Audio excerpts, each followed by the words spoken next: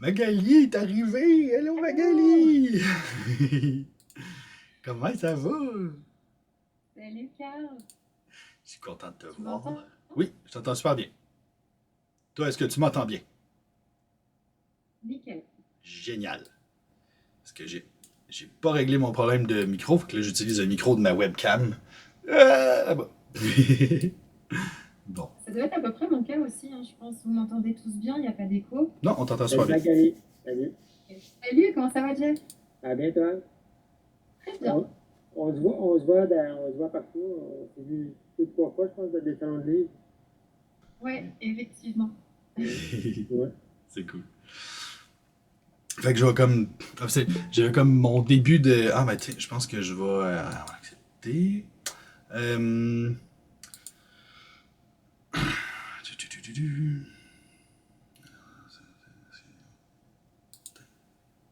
Fait que je vais. Fait Karine, je vous ai mis haute pour que vous puissiez accepter le monde quand il rentre, si vous êtes.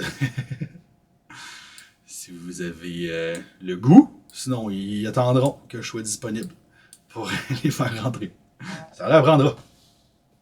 Euh, Fait que. Tiens, les micros sont fermés, génial.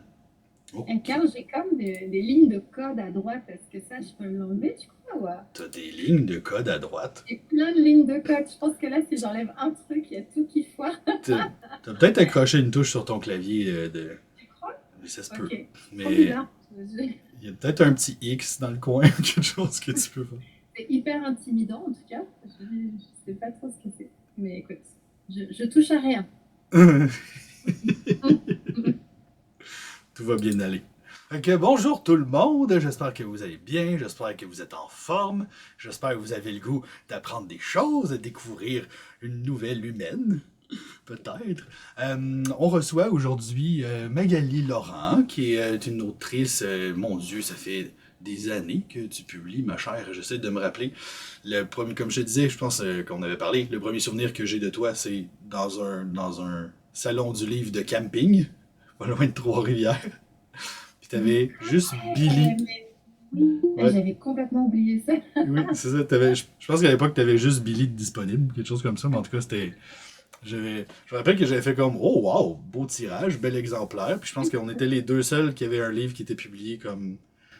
C'est dans une vraie maison d'édition, si on peut dire ça, dans une maison d'édition accréditée.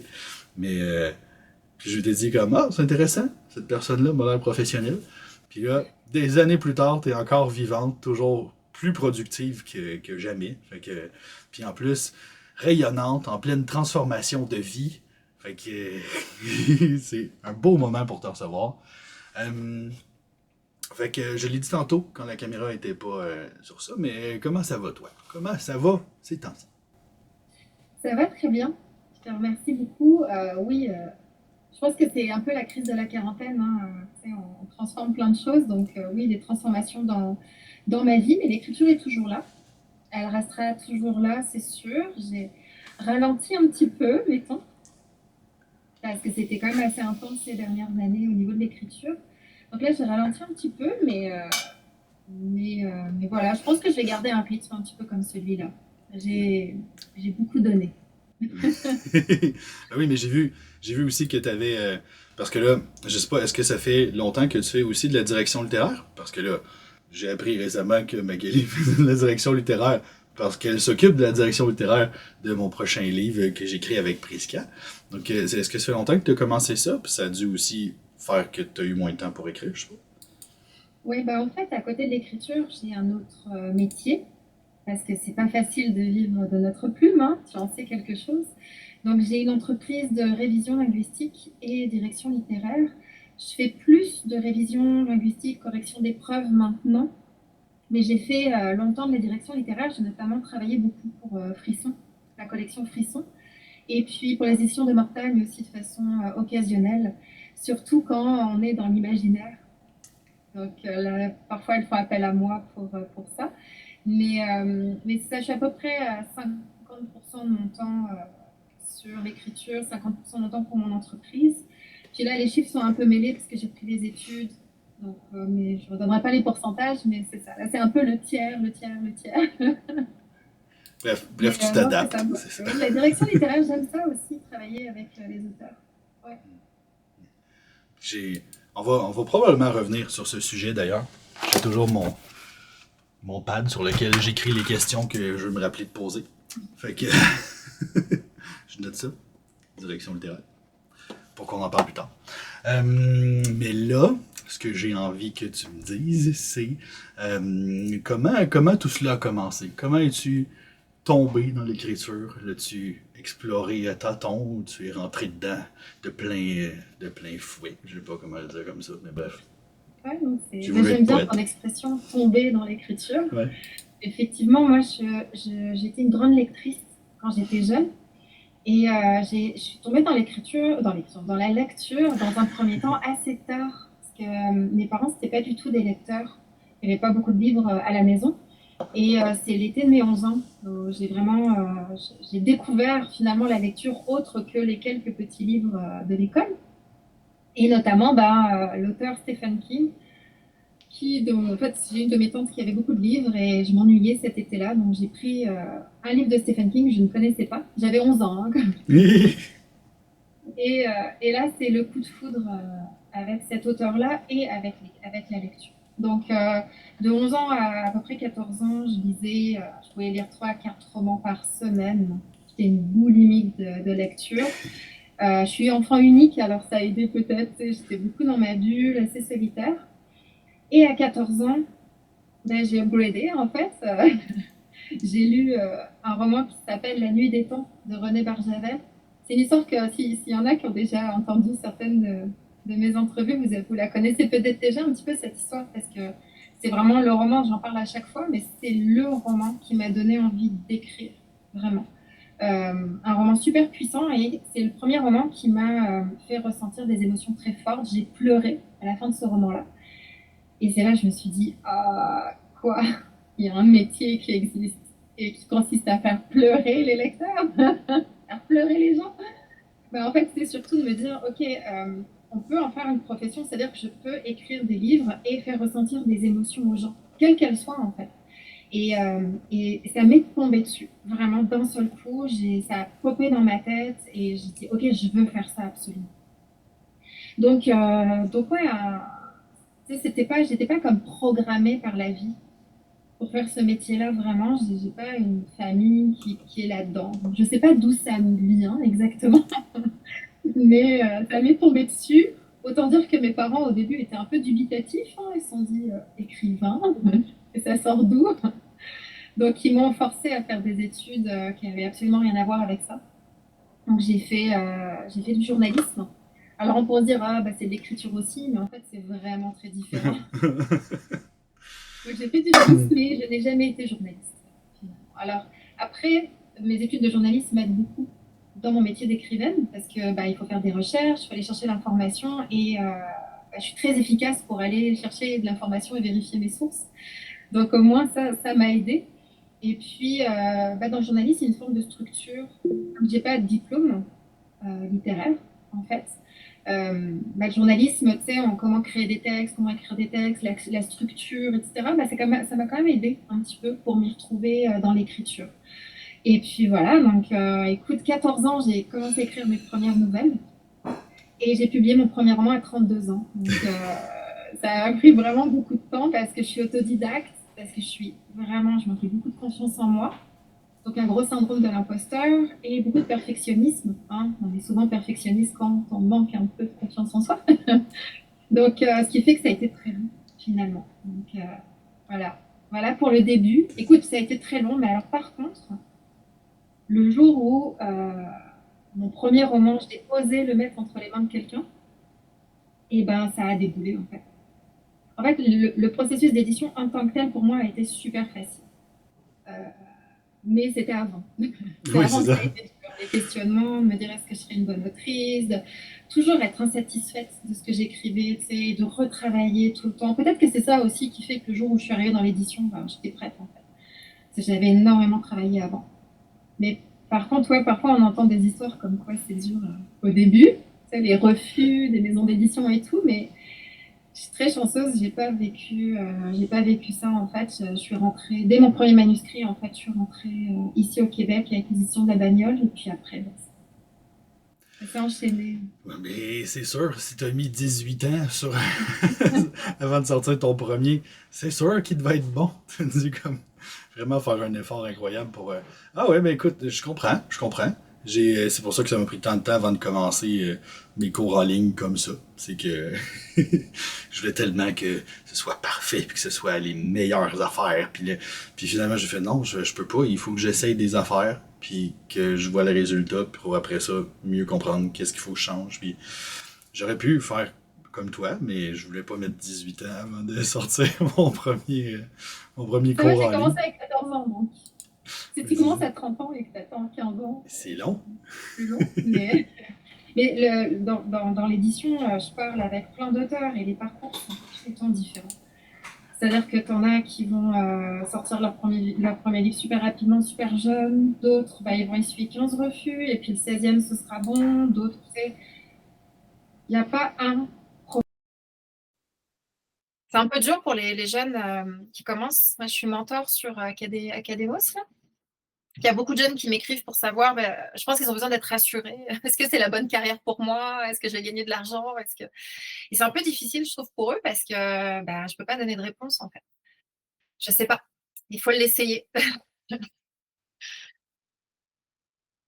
C'est une très bonne réponse.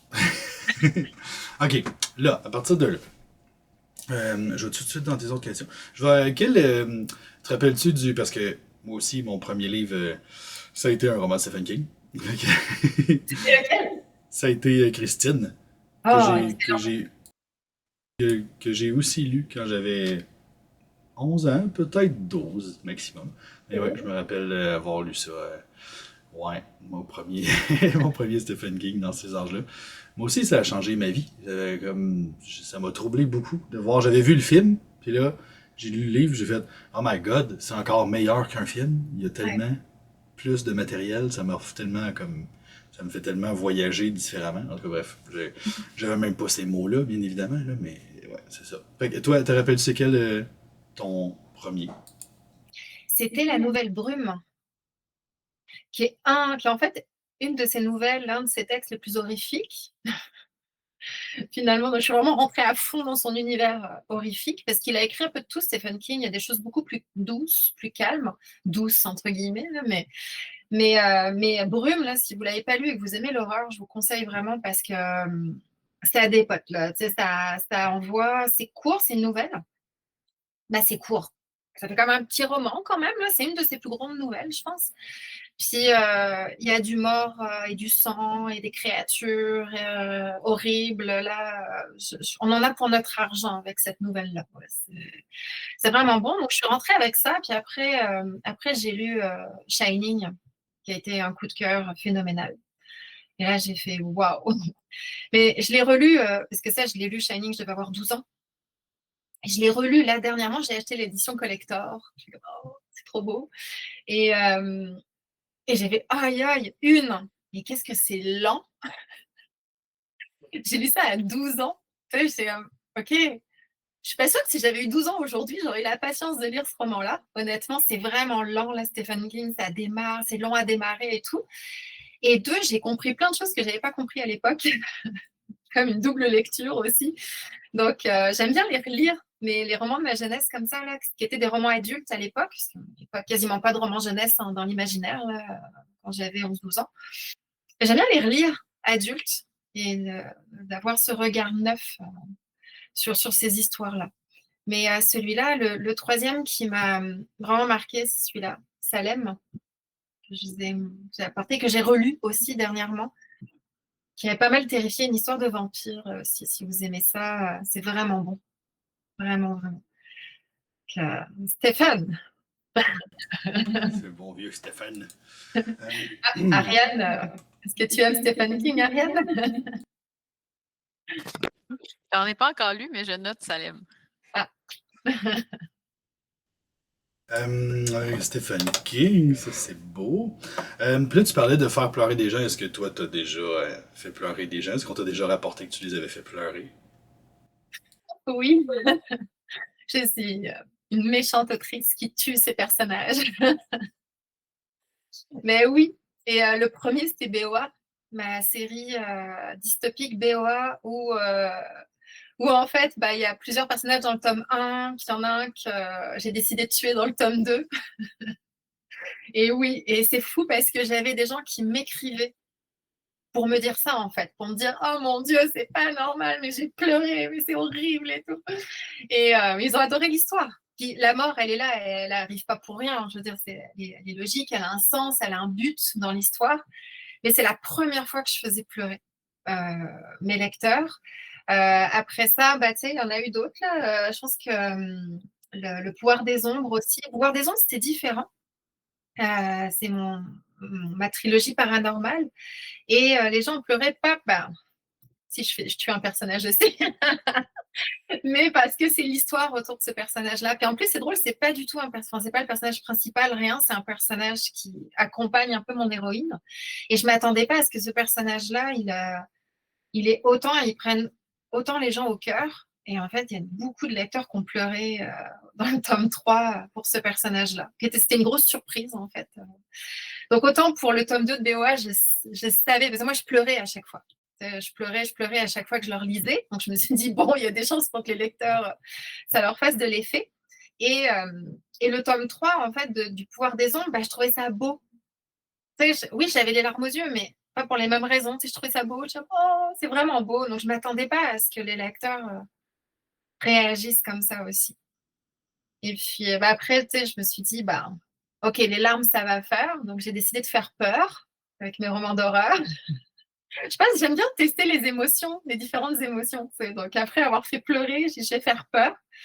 Et puis, j'ai aussi testé faire rire avec le jeu Qui voulait ma peau, Ilia Qui voulait ma peau, qui sont mes 2 romans complètement déjantés jeunesse.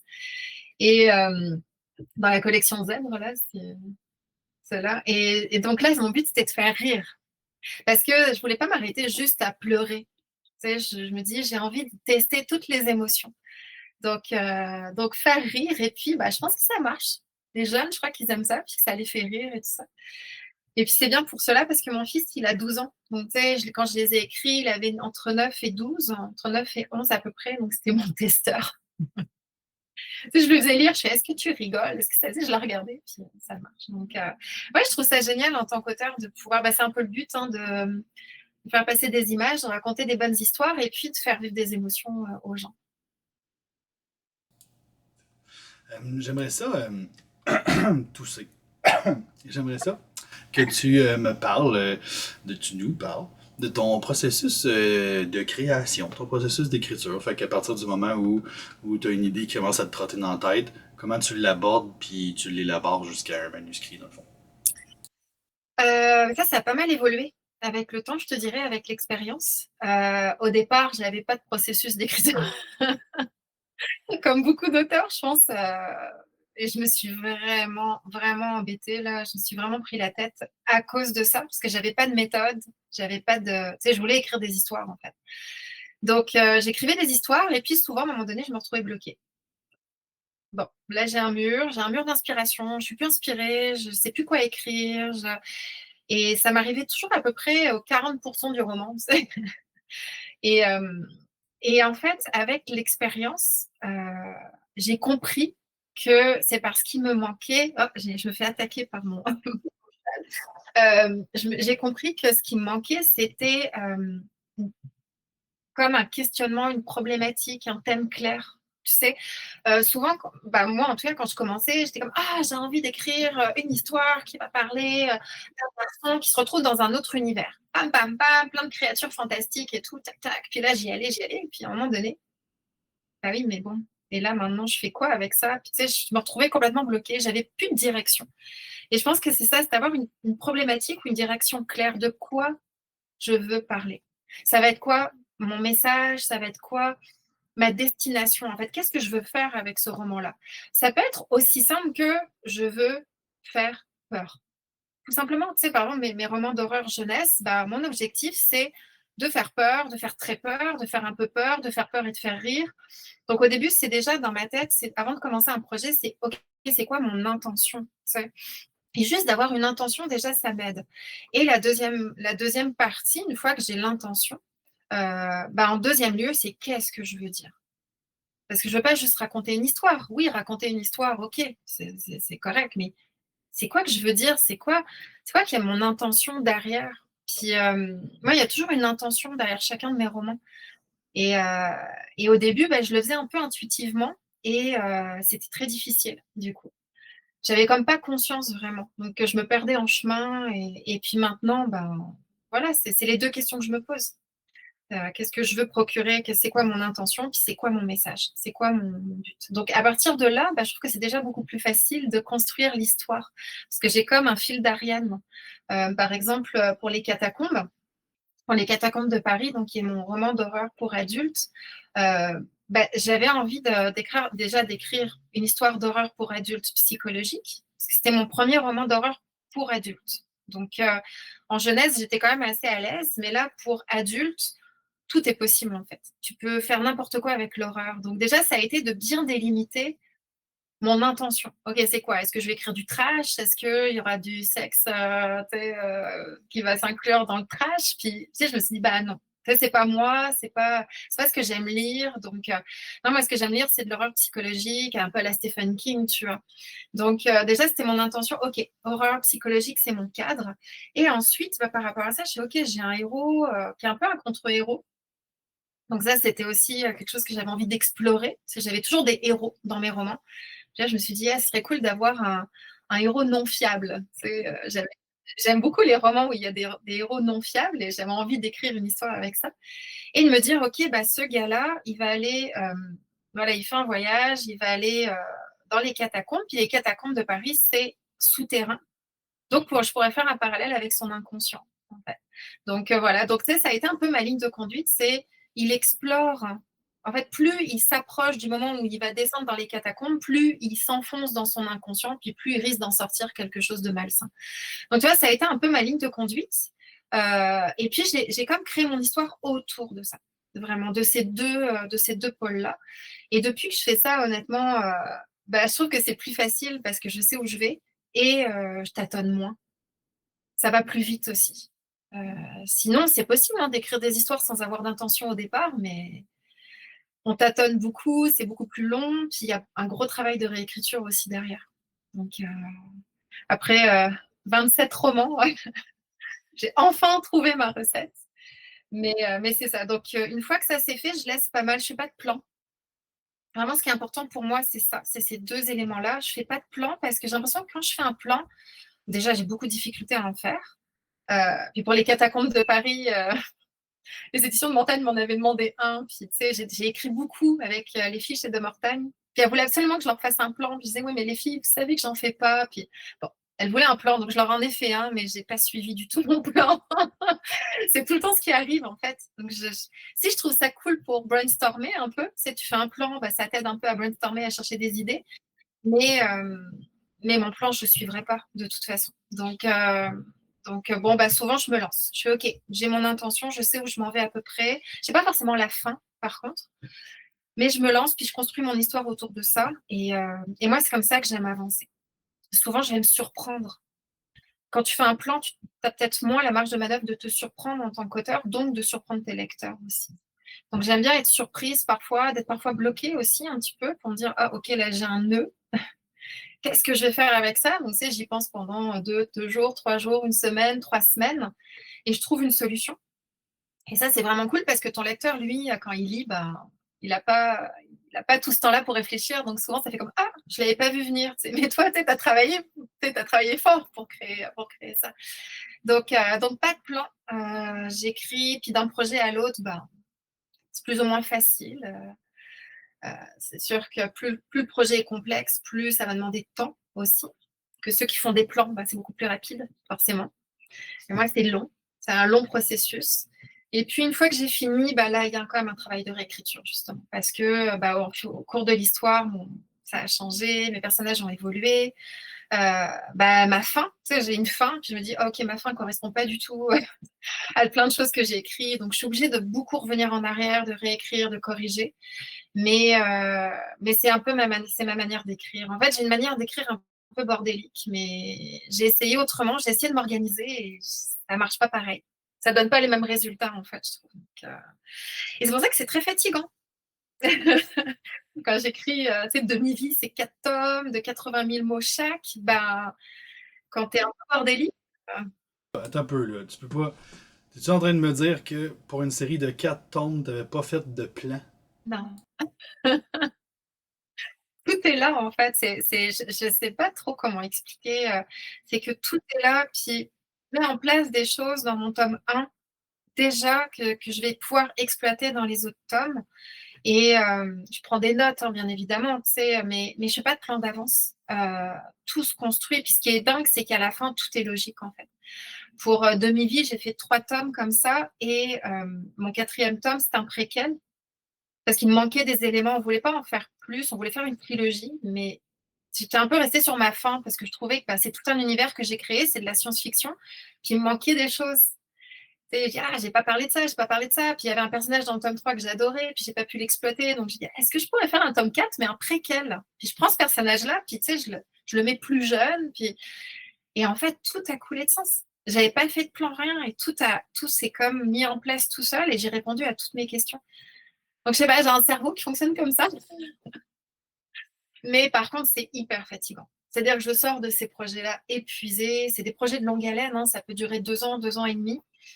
Et je sors de là complètement lessivée, en fait. Je me suis vraiment épuisée à cause de ça.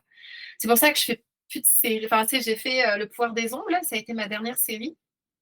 Mais je fais vraiment une pause des séries parce que bah, je vieillis en plus, puis je trouve que j'ai moins d'énergie qu'avant, on dirait aussi. J'ai 2 ados à la maison, puis tu sais, il y a beaucoup de choses à gérer, j'en ai beaucoup dans la tête. Donc, je fais une petite pause des séries pour l'instant. Je trouve que les tomes uniques, c'est le fun aussi. Donc voilà. Mais c'est ça, j'ai un processus créatif un peu particulier.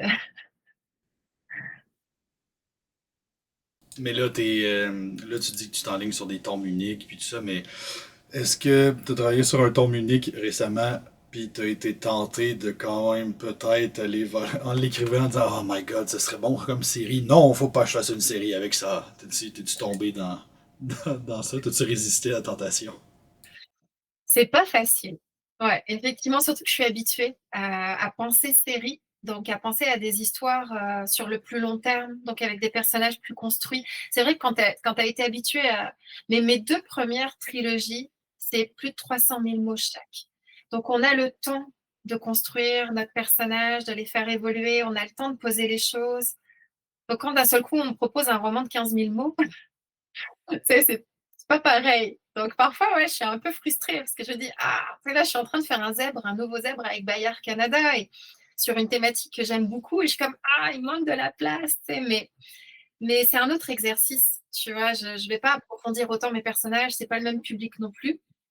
Mais par exemple, pour Bienvenue au Parc de l'Horreur, qui est mon petit dernier en horreur en jeunesse, là, bah, il y aura une suite. Mais chaque tome est un petit peu indépendant, en fait. C'est que mes autres séries, tu étais obligé de tout lire pour avoir l'histoire complète.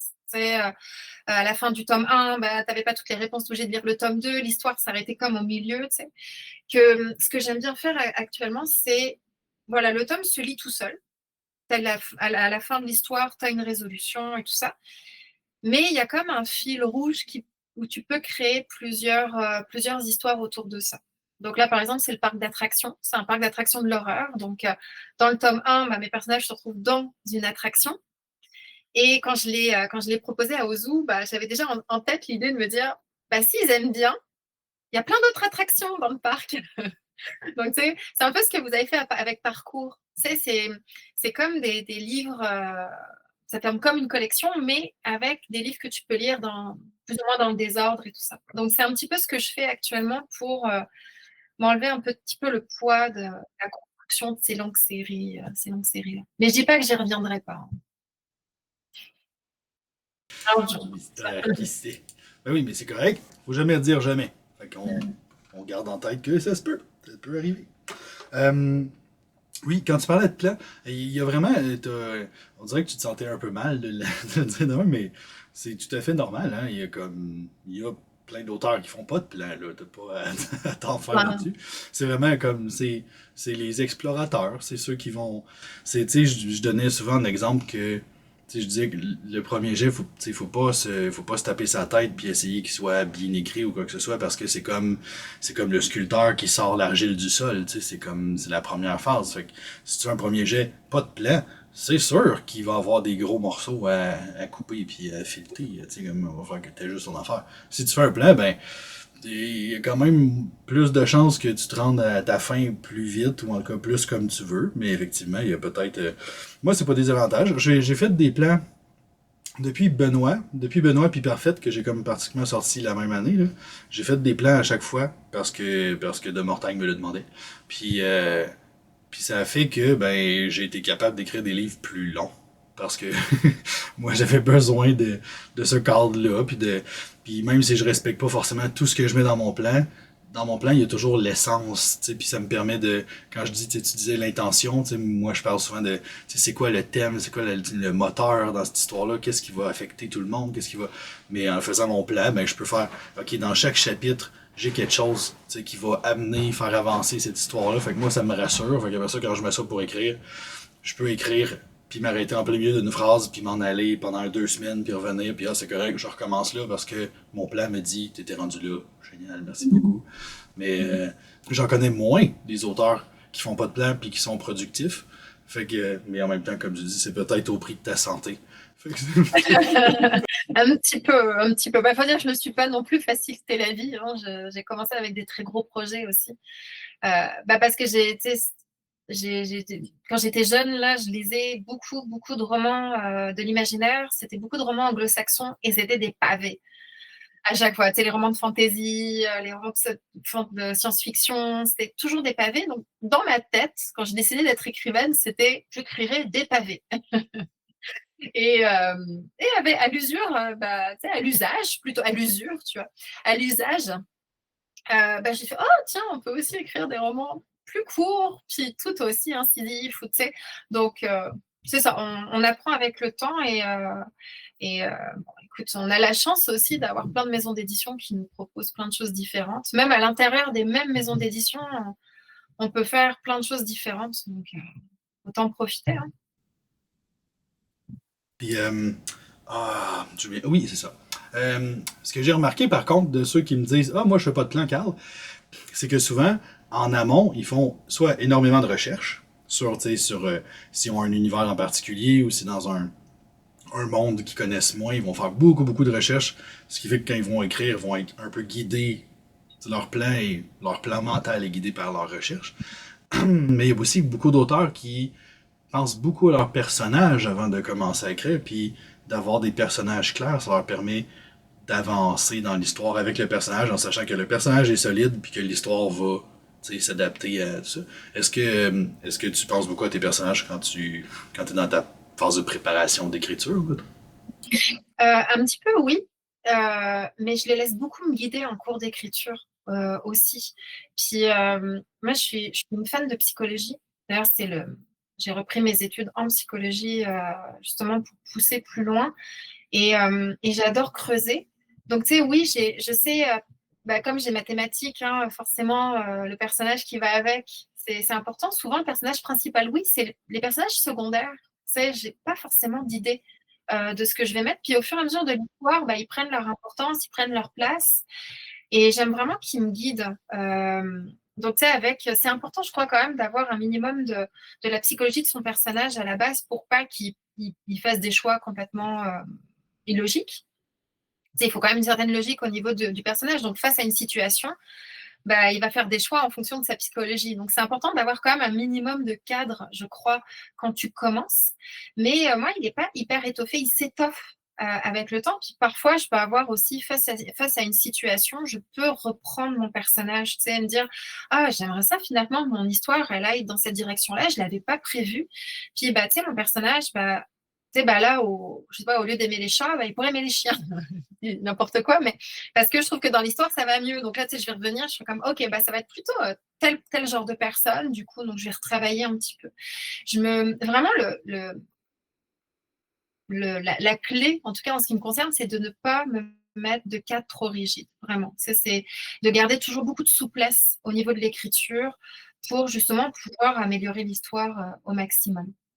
Et, euh, et oui, les personnages, pour moi, c'est primordial. Puis c'est souvent une des choses que les lecteurs me disent souvent au niveau de mes histoires, c'est ça, c'est les personnages là, qui ressortent beaucoup. Donc, c'est vraiment important pour moi. Cool, c'est le fun. Moi aussi, je trouve ça important, les personnages. On a un bloc complet juste sur les personnages. C'est important, les personnages. Euh, j'ai aussi un bloc sur les descriptions. Puis je trouve qu'on a, en tout cas, j'ai l'impression que, je sais pas comme si c'est parce que t'es pas très invasive comme directrice littéraire, mais j'ai l'impression que t'as pas tant chialé sur mes descriptions. Fait que j'aimerais ça t'entendre sur toi comme ton degré de description pour toi. C'est quoi une belle et bonne description pour toi dans un texte?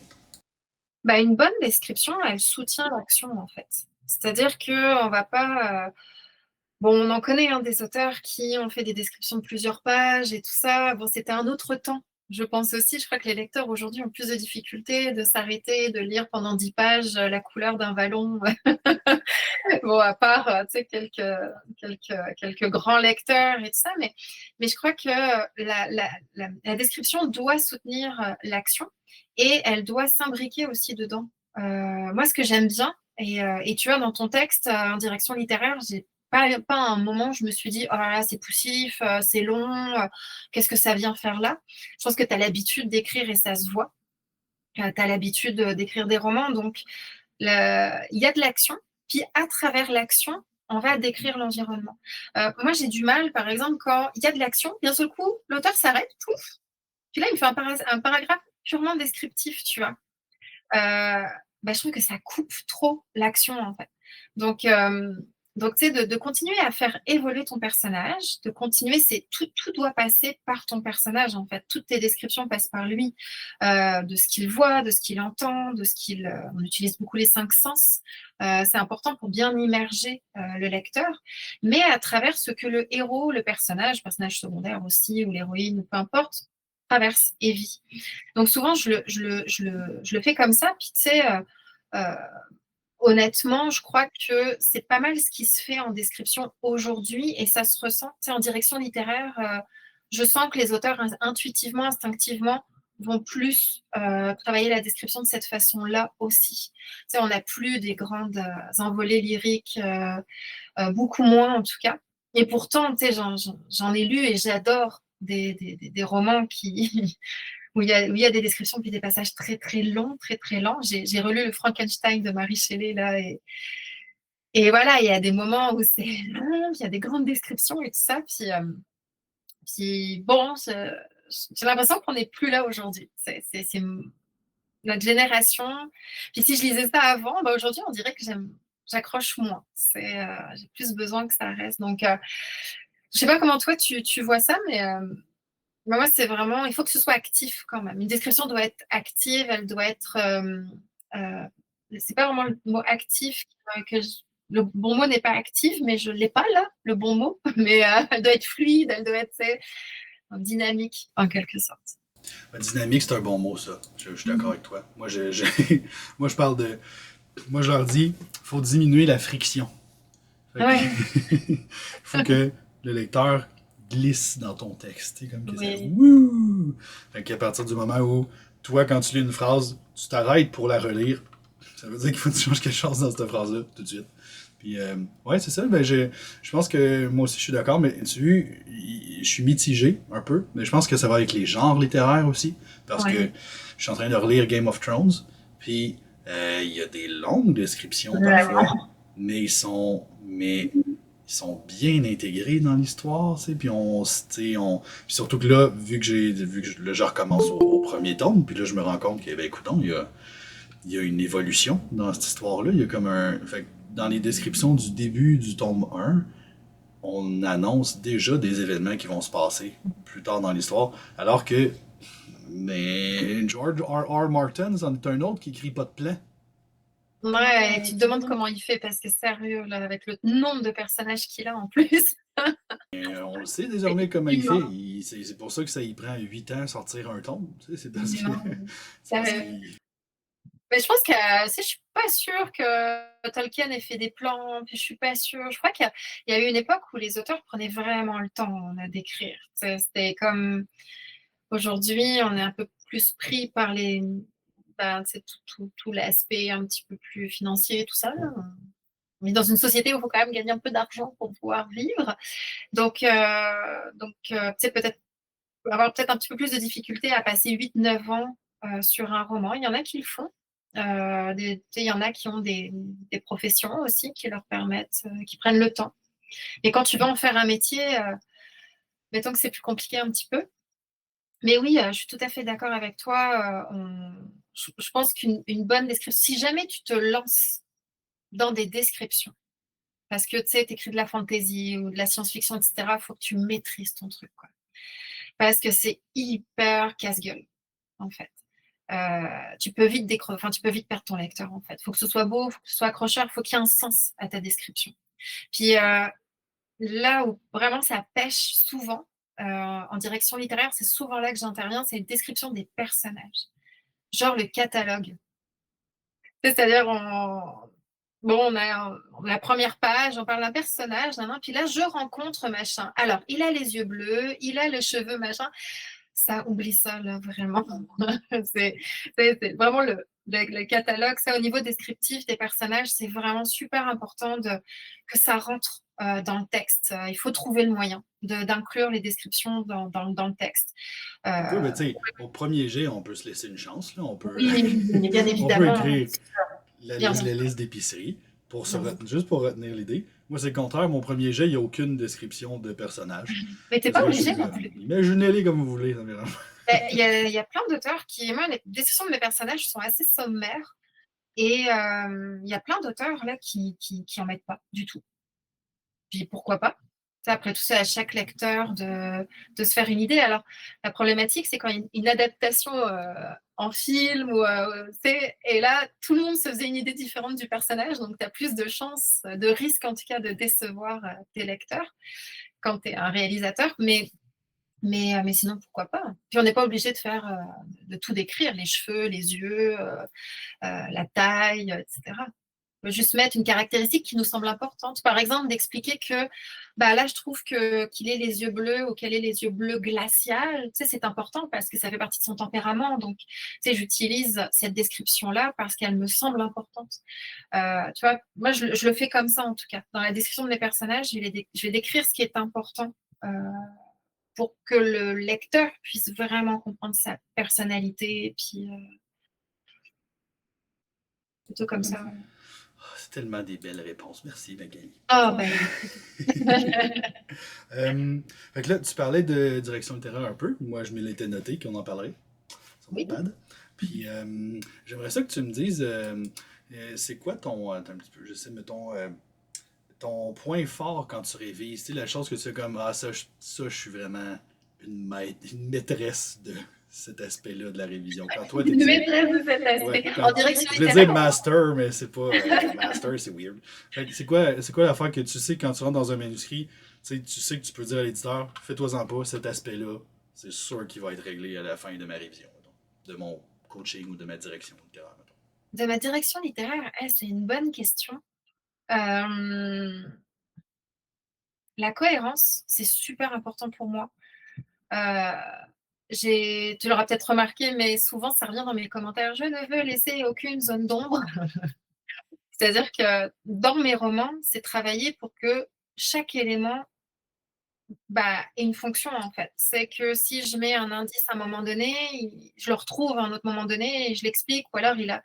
Donc je vais aller un peu à la chasse aux incohérences ou aux zones d'ombre. Et là, tu m'as dit que je sais pas, il avait acheté un chien comme ça, et puis tu sais, plus loin, le chien, ça fait genre 25 pages qu'on ne le voit pas. Pourtant, c'était super important pour lui d'en avoir un, pour plus être seul, etc. Puis tu sais, là, on sent qu'à un moment donné, le chien, il disparaît. Ce qui ne colle pas du tout avec le pourquoi tu l'as acheté. Donc, tu sais, ce genre de détails auxquels je fais vraiment super attention en direction littéraire. Et puis, comme je suis quand même assez interventionniste aussi sur la forme parce que je suis réviseur, donc je fais un petit peu les deux. Tu sais, je travaille sur le fond, Puis je travaille aussi sur la forme. C'est quand même plus fort que moi, en fait. Je peux pas dire, ah ben le texte est prêt, puis tu sais qu'il reste au niveau de la syntaxe. Moi, ce qui est super important, voilà, dans mes textes et dans les textes des auteurs avec lesquels je travaille, c'est la musicalité du texte.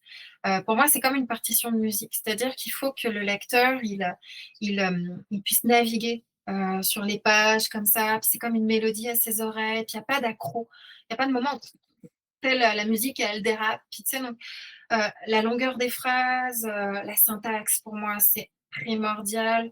C'est un peu, j'explique souvent aux auteurs parce qu'ils me disent, dis donc, tu interviens beaucoup sur mon texte, et je sais, ouais, mais parce que c'est un peu comme un peintre qui ne connaîtrait pas ses couleurs. Si tu ne connais pas tes couleurs quand tu es peintre, comment tu veux réussir à faire passer toute l'émotion, tu sais, ou les techniques, tu sais. C'est un peu pareil, notre outil, c'est notre langue. C'est la langue française. Donc, moi, je l'adore, je la trouve riche. Il y a plein de synonymes possibles. On peut dire la même chose de 15 façons différentes. Donc, amusons-nous, allons-y, puis jouons avec ça. Et surtout, en français, la syntaxe, c'est primordial. Un mot, un adjectif, il ne peut pas forcément se placer d'un bord et de l'autre d'un nom. Puis moi, c'est comme intuitif, je l'entends, en fait. Je lis le texte, puis j'entends que ça accroche. Et voilà, donc c'est les deux aspects, je te dirais, sur lesquels vraiment mes deux forces, c'est ça. Ouais. Comme une partition de musique, c'est beau. Oui, ben, je suis tout à fait d'accord. Moi aussi, j'adore la musicalité des mots. Quand j'ai un problème avec une phrase, mon premier réflexe, c'est ça. C'est de lire la phrase à voix haute pour voir comme à quel moment le rythme accroche, à quel moment le son des mots ne fonctionne pas. Fait que oui, c'est ça. On s'entend. Je comprends pourquoi on s'entend bien. Ouais, ça fit bien en direction littéraire. Mais il y a des auteurs, ils ne sont pas sensibles à ça.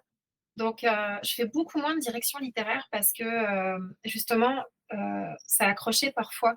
Puis, tu sais, moi, j'ai de la difficulté à travailler sur un texte. Puis ça, c'est moi, hein, c'est pas l'autre auteur. Hein. Je veux dire, chaque auteur a le droit de livrer le texte qu'il veut. Mais comme pour moi, c'est super important, quand ça accroché sur le texte et que l'auteur disait non, puis tu sais, moi, je l'entends pas comme ça, puis que du coup, le texte partait avec ses accros, puis que moi, j'avais travaillé sur ce texte-là, puis mon nom est là, puis je trouve comme je devrais peut-être que je fasse une analyse psychologique sur pourquoi ça me tanne autant, mais j'avais du mal à le vivre. J'avais l'impression que j'ai l'impression de ne pas avoir réussi à aller jusqu'au bout. Donc, c'est pour ça que j'en fais moins. J'aime beaucoup la révision linguistique parce que c'est ma job de travailler sur le texte. Donc, souvent, je vais avoir plus de latitude. Qu'en direction littéraire, l'auteur, il ne s'attend pas à ce que tu pénètres autant parfois que tu fasses un travail aussi gros. Donc, voilà. Donc, ça dépend des auteurs. Maintenant, je sélectionne les auteurs. Oh, ça veut dire que j'ai été sélectionné avec Prisca. Car je m'entends trop bien avec, c'est bon. Mais c'est super le fun, j'adore ça, puis j'aime, de toute façon, j'aime ta manière de travailler, fait que, puis je veux dire, on regardait les commentaires, puis on était comme, ben oui, c'est vrai, c'est ça, puis on voit, tu sais, te souligner des faiblesses qu'on sait qu'on a, puis que c'est la vie, puis tout ça.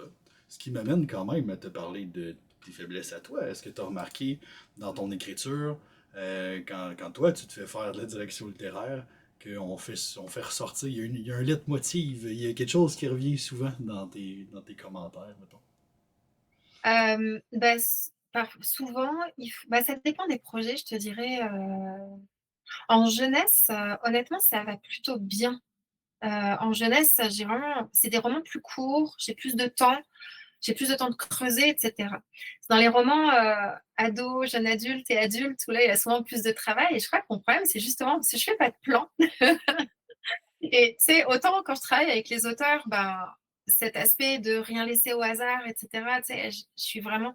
Mais quand c'est ton texte à toi, il y a des trucs que tu vois pas, en fait. Puis le fait de pas faire de plan, parfois, tu sais, l'éditeur, il me dit, ah, ok, c'est une super bonne... C'est bien, mais c'est pas super clair. Et c'est drôle parce que mon intention, elle est claire.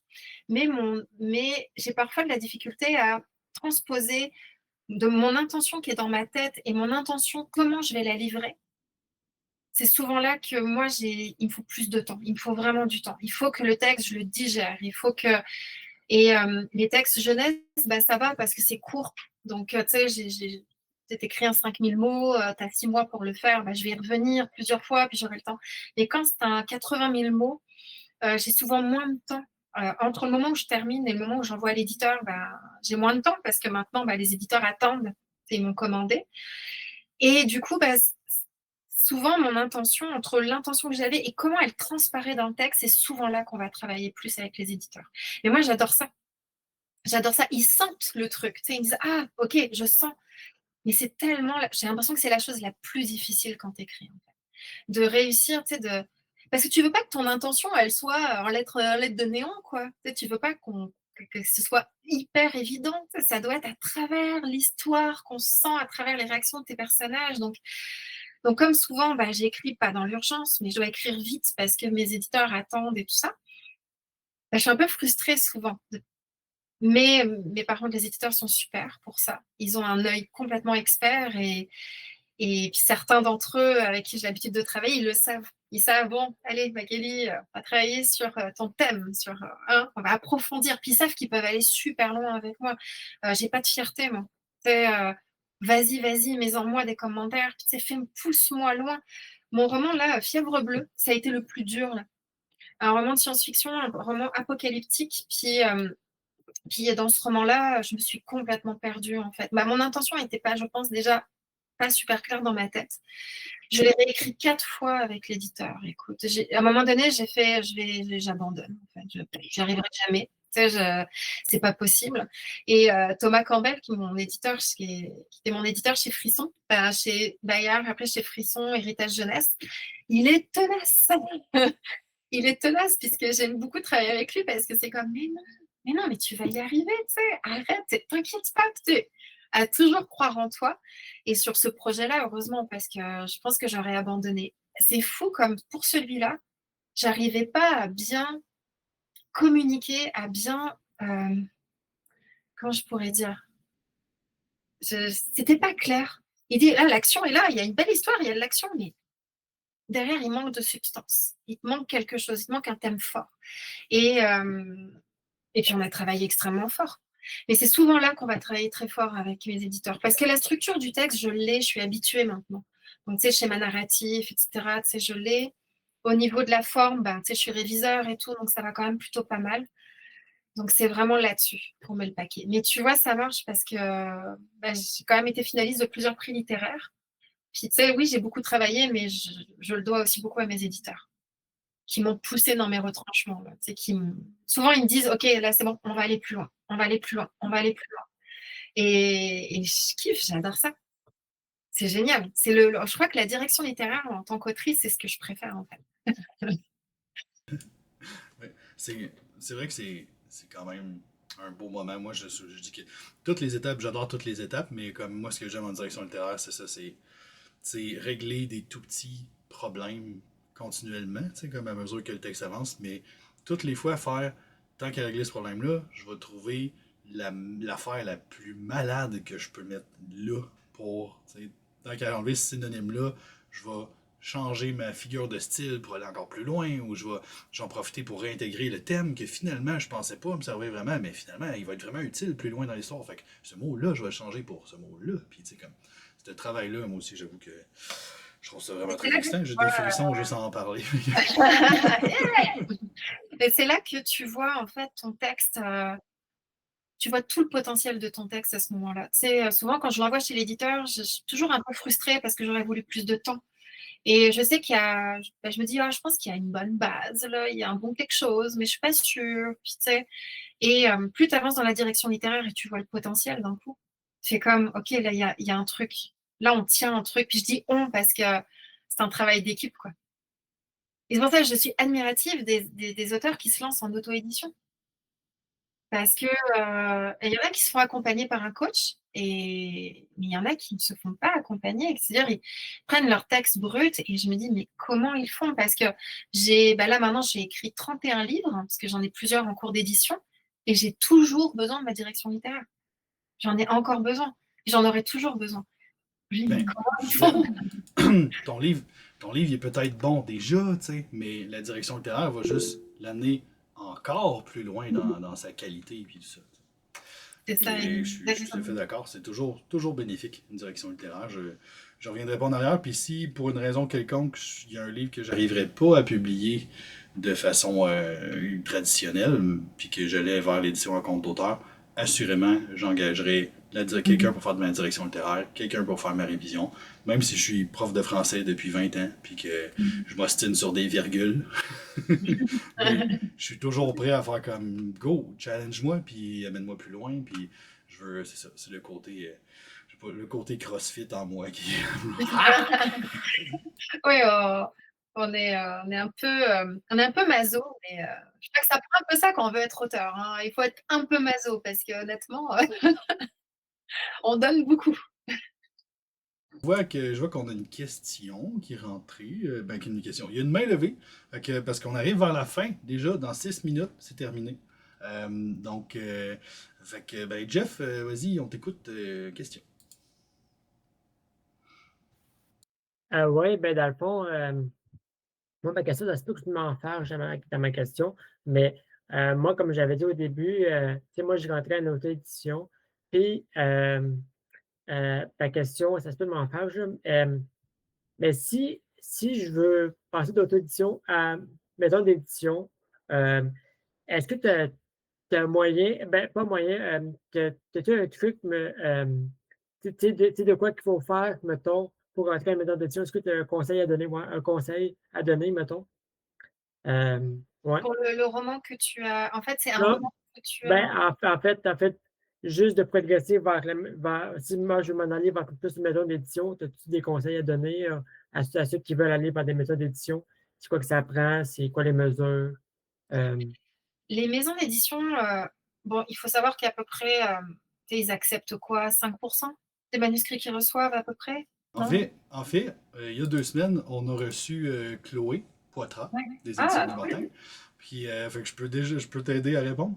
Fait Ouais, que, Chloé nous disait que on parle de. C'est moins de 1%. Là, tu sais, fait que, dans le sens que sur leur document, tu sais, il disait comme. Je pense qu'elle parlait si ma mémoire est bonne, vous écouterez l'entrevue qui devrait être. Elle va se retrouver sur YouTube dans quelques jours.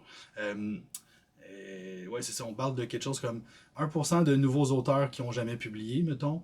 Elle parlait de comme 3, 4 ou c'est 1%. Bref, un auteur en fait. Un auteur sur les 600-ish qui reçoivent de manuscrits. Fait que, Ah, sur c'est même pas fait 1%. qu'un 600e. Fait que c'est moins qu'1%, c'est ça. J'étais optimiste. Oui, ça. Ben, moi aussi, je disais tout le temps, ah, c'est 1%. 1% à peu près de. Je disais 5, mais non, ok, j'étais vraiment trop optimiste. Donc, tu vois, Jeff, que c'est très peu. Donc, qu'est-ce que ça prend en fait? Ça va te prendre plusieurs choses. La première, il te faut une super lettre de présentation. C'est-à-dire que dans la lettre de présentation, tu dois déjà donner le goût. Parce que ce qu'ils font les éditeurs, c'est qu'ils vont hiérarchiser les romans qu'ils vont lire. La première chose qu'ils font, ils reçoivent un manuscrit, ils regardent la lettre de présentation en premier, le résumé. Et c'est là déjà que tu dois vraiment bosser ça parce que il faut que tu captes, il faut que tu donnes envie tout de suite à l'éditeur d'aller lire ton roman. Bien sûr, après, il ne faut pas qu'il soit déçu. Donc, il faut que aujourd'hui, c'est triste à dire, mais c'est un commerce, hein, les livres. Les éditeurs doivent en vivre. Ils doivent vendre leurs livres. Donc, ils vont aller chercher des romans avec des thématiques fortes, des romans qui sont quand même bien construits. Mais tu sais, il y a des choses qui se retravaillent en édition. Par exemple, tout ce qui est syntaxe, grammaire, vocabulaire. Bon, c'est sûr que c'est bien si tu as quand même retravaillé un peu, mais ça se retravaille après. Ce qui est fondamental, c'est que tu aies une histoire bien structurée. Qu'on ne se perde pas, qu'on sache plus qui est qui, etc., que ton schéma narratif soit quand même bien construit, que tu aies une thématique forte, que tu saches aussi c'est quoi le genre littéraire. C'est un peu con à dire, mais parfois, il y a des éditeurs, ils reçoivent des manuscrits, puis ils sont comme pas sûrs du genre littéraire. Moi, quand j'étais chez Frisson, je refusais énormément de manuscrits parce que c'était pas de l'horreur. C'était de l'enquête. Et c'était pas de l'horreur. Puis quand je parlais avec Parfois, je voyais un roman d'enquête qui était intéressant. Donc, tu sais, je contactais l'auteur, puis je disais, ouais, ton histoire est intéressante, mais c'est pas de l'horreur. Ah bon, il y a du suspense. Il n'y a pas du suspense. Enfin, le suspense, c'est pas de l'horreur. L'horreur, il faut que ça fasse peur. Il n'y a Mm. rien qui fait peur dans ton roman. Donc, tu sais, si tu as un genre littéraire, faut déjà qu'il transparaisse bien, il faut que tu l'aies, que tu saches ce que c'est, que ce soit bien défini. Et, et aujourd'hui, il faut des personnages forts. Moi, je dis toujours aux auteurs qui débutent, tu dois pouvoir résumer ton roman en une phrase. Si tu n'es pas capable de pitcher ton roman en une phrase, c'est qu'il manque quelque chose. C'est que ton idée n'est pas claire. Moi, c'est très drôle parce que quand j'ai pitché BOA et Demi-Vie à De Mortel, ils ont repris mes pitchs pour mettre sur les couvertures des livres et sur la ZC4. Donc, tu vois que ça marchait. Puis, tu sais, BOA, quand j'ai publié Billy à la bagnole au départ, ils m'ont laissé tomber. En fait, avec la bagnole, ça ne s'est pas très bien passé, donc je suis repartie à zéro. Et BOA, quand je l'ai envoyé à plusieurs maisons d'édition. Et ce que m'avait dit à l'époque Caroline Bergeron chez De Mortagne pour BOA, écoute, j'ai eu une réponse en 1 semaine et demie. Elle m'a dit, j'ai lu la première ligne de ta lettre de présentation et j'avais envie de lire le livre. Et c'était mon pitch. Donc, c'est un exercice à faire. Si tu te dis, oh, mais une phrase, j'ai pas assez, il faut que j'écrive un paragraphe, il faut que... C'est peut-être que ton idée n'est pas assez claire, etc. C'est comme, c'est un pitch de vente. C'est de la vente. Ouais. On a tendance à se dire, oh, on est des artistes. Oui, on est des artistes, mais les éditeurs, il faut qu'ils vendent des livres. Donc, il faut que quand tu écris ton livre ou ton pitch, tu te dises, OK, comment l'éditeur va le vendre? À quel public? Dans quel genre littéraire? Dans quelle collection? Tu vois? Et pense collection aussi, parce que c'est rare qu'une maison d'édition ouvre une nouvelle collection juste pour nous, hein, quand on est un nouvel auteur, tu vois? Donc, si par exemple, tu envoies De Mortagne dans un genre littéraire qu'ils ne font pas ou dans une collection qu'ils ne font absolument pas, tu peux l'essayer, bien sûr. Mais tu sais, par moment, moi, il y a beaucoup d'auteurs qui sont vus refuser parce que ça ne rentre pas dans nos collections, ça ne rentre pas. Puis ils vont rarement prendre la chance, les éditeurs, ou le risque de commencer une nouvelle collection avec un auteur qu'ils ne connaissent pas, tu vois. Ce sera moins courant. Donc, je t'ai dit beaucoup de choses. Ouais. Je sais pas Ouais, si c'est clair. j'ai écouté, ouais, moi j'écoute, puis je trouve ça intéressant. Je trouve ça intéressant parce que justement, à ce moment même, j'avais dit au début, moi, je suis sur un projet, puis j'ai une grosse idée en tête.